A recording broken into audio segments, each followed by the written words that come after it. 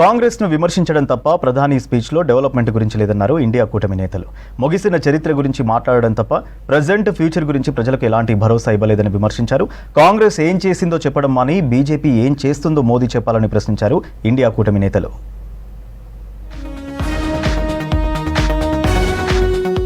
లోక్సభలో ప్రధాని మోదీ చేసిన ప్రసంగం అందరినీ నిరాశపరిచిందన్నారు Congress general secretary KC Venugopal. Manipur, Sambhal, Adani ఇష్యూలపై స్పందిస్తారనుకుంటే మరోసారి కాంగ్రెస్ పై విమర్శలు చేయడంపైనే దృష్టి పెట్టారన్నారు. దేశంలో జమిలీ ఎన్నికలు నిర్వహించడం సాధ్యం కాదన్నారు Venugopal. Nation expect a reply from the prime minister about Adani issue. Nation expect the reply from the prime minister about the Sambal like human valued issues, but entire country is disappointed. Prime minister's only one point agenda, repeated agenda to blast Congress party. ప్రధాని మోదీ ఇప్పటికైనా మాజీ ప్రధానులు నెహ్రూ, ఇందిరాల గురించి మాట్లాడడం మానేయాలన్నారు Congress MP Jairam Ramesh. 10 ఏళ్లుగా అధికారంలో ఉండి ఏం చేశారో మోదీ చెప్పాలని ప్రశ్నించారు.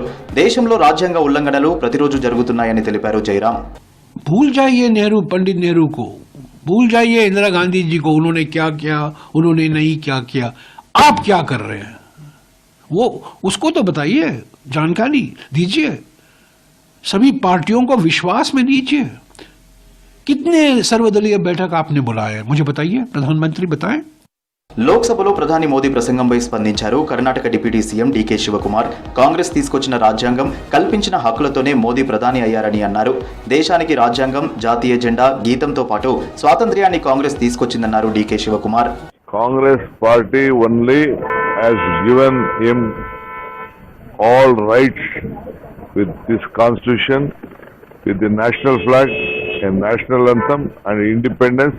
And that is why when independence has been given to him and democracy has been given, now he is the Prime Minister of this country.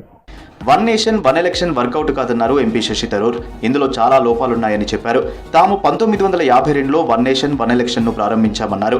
1952, 1957, 1962, 1967లో వన్ నేషన్ వన్ ఎలక్షన్ గా ప్రారంభించామని చెప్పారు శశి థరూర్.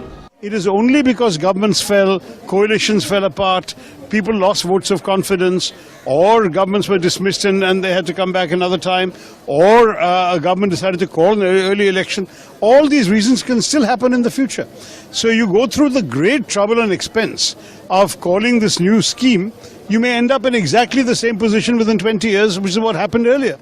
ప్రధాని మోదీ ఎప్పుడూ మాటపై నిలబడే వ్యక్తి కాదని విమర్శించారు శివసేన యూబీటీ ఎంపీ సంజయ్ రౌత్. అవినీతి పరులందరినీ పక్కనే ఉంచుకొని అవినీతిని సహించమని మోదీ స్పీచ్లు ఇస్తున్నారని మండిపడ్డారు.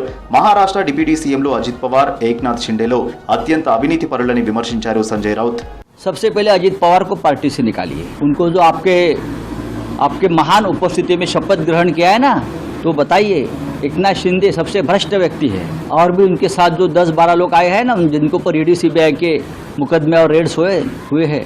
आपका जो 56 इंच का सीना है, उस सीने से पूछिए कि मेरे आसपास कितने भ्रष्ट लोग हैं. లోక్సభలో రాజ్యాంగంపై ప్రధాని మోదీ ప్రసంగాన్ని తప్పుబట్టారు ఇండియా కూటమి నేతలు.